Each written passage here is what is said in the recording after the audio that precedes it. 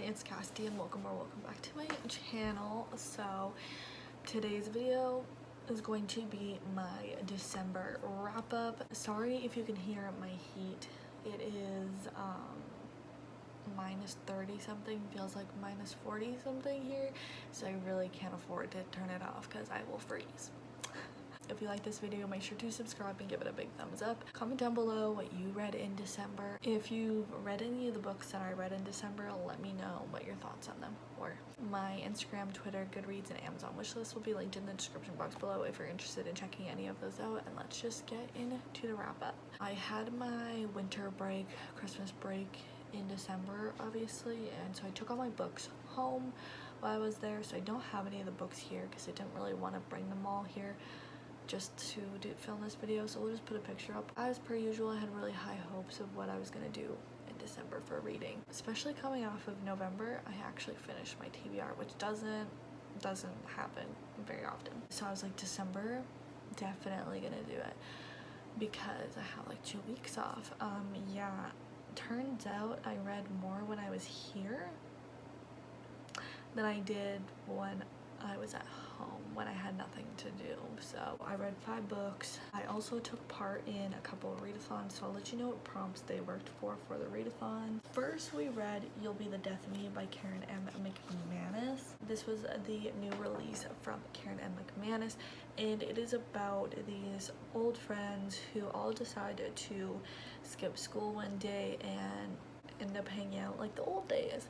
They end up going to the city and they see someone else from their school skipping, and they decide to follow them. They end up finding them murdered, and so it kind of unravels from there as some of them are suspected and everyone's just trying to figure out who killed this person. For Mary Bookmiss, this works for second chance because it's like a second chance friendship, friends / enemies to lovers. There is a little bit of a romance in here. Small town, they live in a small town, I think this is what I got. It was like a small town outside of a city, and found family because they're like really close friends.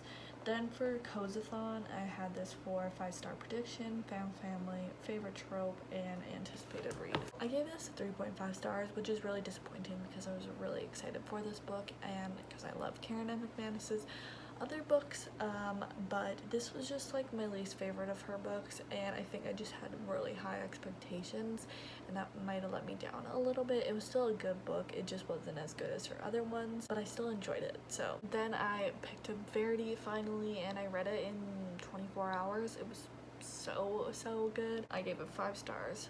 For the Mary Bookmiss readathon, it works for bookish book and close quarters kind of, and for Readathon, again, 5-star prediction and anticipated read. If you don't know what this is about Lowen, I think her name is, and she is an author and she's offered the chance to write for this really popular author named Verity because she can no longer finish her series.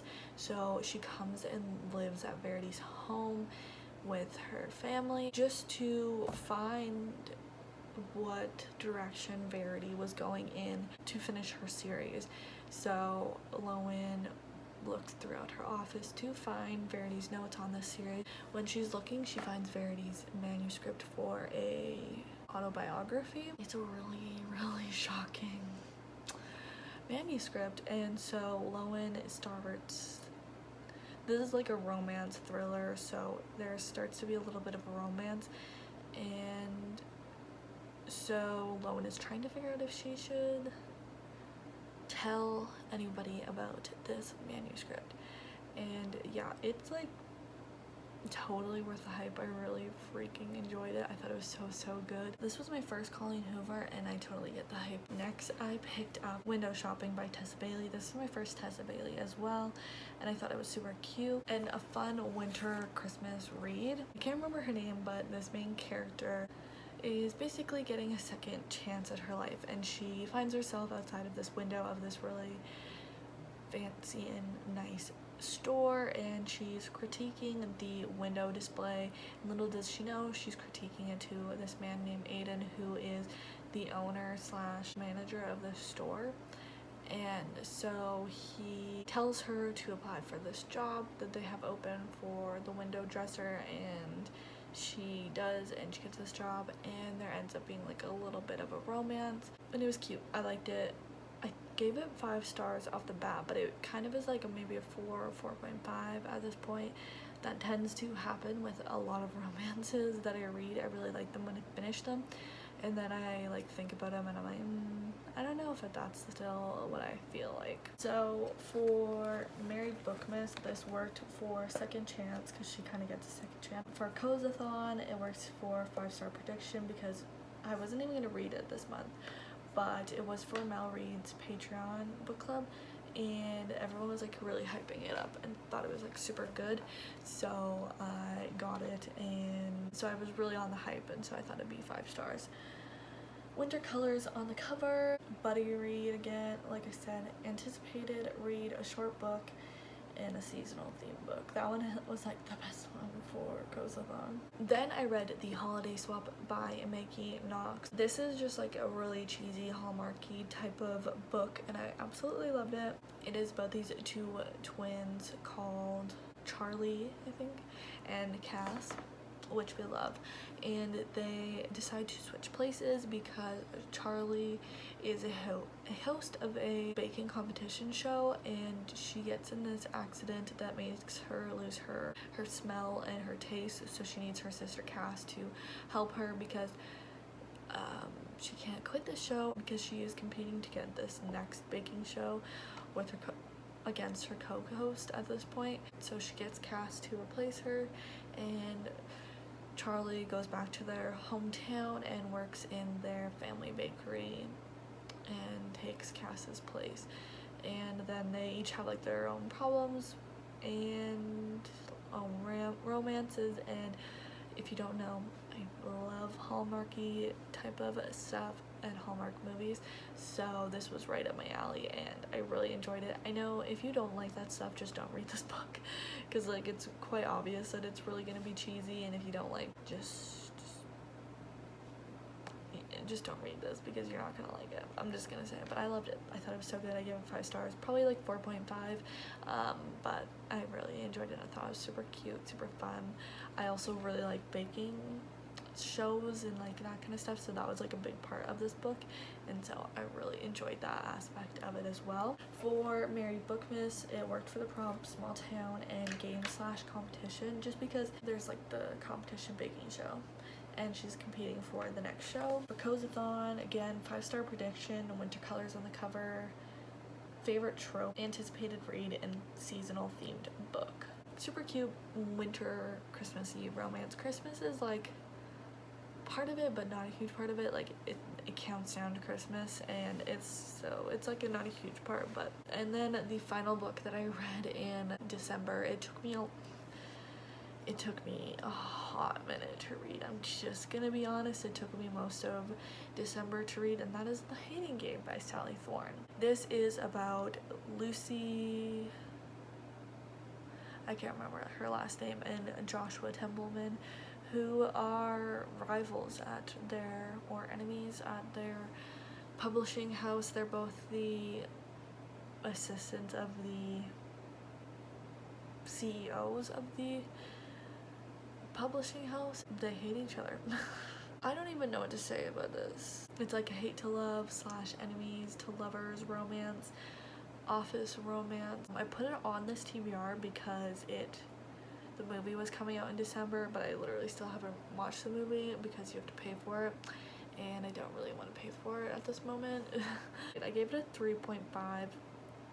I'm fine with it saying a 3 on my Goodreads. This is another book that it was way too hyped. I read a review earlier that said it was like super immature, and I really agree with it. It was just with that, I feel like maybe if I read this like 5 years ago, I don't know, when I was like 14 or something, I would have loved this, but for me it was just like, these are grown adults acting like this. So it's like The Hating Game because they play all these games of like the staring game. I don't even remember half of them. first issue with this book is they don't even hate each other for that long, and I don't even think they ever hate each other. The hate part is like 80 pages, and that's just like not enough for me to believe that they hate each other, especially when you can like tell when they hate each other that they like each other. Like, it's so obvious. It doesn't seem like hate to me ever, so I don't know how like these two never understood that the other was into them. Like, it's so obvious. I also just don't really like the main characters. Lucy, annoying, like annoying. The way she acts is really immature. Once they get to the part that's like where the romance starts, kind of, Lucy gets even more annoying. Like, she's like, okay, calm down, girl. And then we're supposed to believe that they love each other. I can't believe that they hate each other, but I also can't believe that they're in love. Lucy is like obsessed with Josh's body, and that's it. There's like one time that she says he has other good qualities, like once, and he like always, he opens up to her and says that girls only like him for his body, and no one thinks he's nice, no one thinks he has these other qualities. Once people get over their looks, he's got no redeeming qualities, and Lucy just like adds to that. She's like, yeah, but his arms and his abs and blah, blah, blah. And he's like, well, I want people to like me for more than my body, and she's like, oh, you're so hot. Excuse me? This man is literally telling you that he's insecure about his personality and people only being attracted to him physically, and you're just add into that. You're just add into it. I just was not convinced that they hated each other, and I was not convinced that they loved each other either, and that's just like what the main thing of this book was. There was cute parts, I will say. I did like a few parts. The paintball scene, that was kind of fun. When she was sick, that time was pretty good. Like, it wasn't awful. I don't get it. I don't get the hype for it. I just didn't really like it that much. Lucy's annoying, but Josh is like red flag, jealous. Not like, ooh, cute, you're jealous, oh, you care about me, you're jealous. He's like not okay jealous, and he seems like really angry. The jealousy can come with anger, and it's just like this regular man that if I was in this situation and some reason I was in love with him and he acted like that with me, no, cut you off. See you never, broken up, we're not dating, because ew. That's just like such a turn off for me. Like, that's so gross. You can be protective and you can want the person to just be with you without acting like that. If I was reading some like mafia romance, because they're these tough guys, and if they're jealous and they're like kind of acting like that, I feel like that's different. But this is like the most normal, regular, average guy that you could find. Like, average life, nothing crazy, shouldn't have anger issues, and he's acting like that. No, that's not cute to me. That's not flattering. That's not cute. That scares me. That's huge red flag. Mary Bookmas is Bookception because I work in a book publishing house. Not really books that much in it, but counting it. Enemies to lovers, obvious. Games/competitions, the hating game, might be pushing it. Close quarters, they work together and they are forced in this little office area, just the two of them. Readathon, an anticipated read because I was anticipating the movie, and so I was really excited about the movie, and I was pretty excited about the book because lots of people love it.